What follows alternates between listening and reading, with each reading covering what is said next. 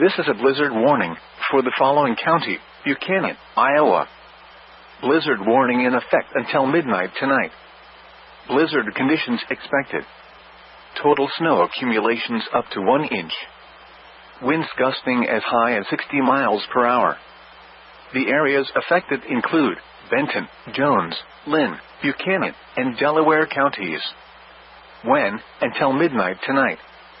The following impacts are expected. Visibilities may drop below 1/4 mile due to falling and blowing snow. Plan on slippery road conditions. The hazardous conditions could impact the Wednesday evening commute. Gusty winds could bring down tree branches. Travel should be restricted to emergencies only.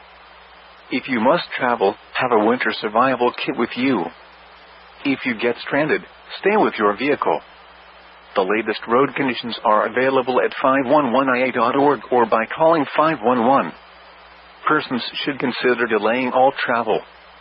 Motorists should use extreme caution if travel is absolutely necessary. Repeating, a blizzard warning has been issued from 2 p.m. until midnight Thursday for the following county: Buchanan, Iowa.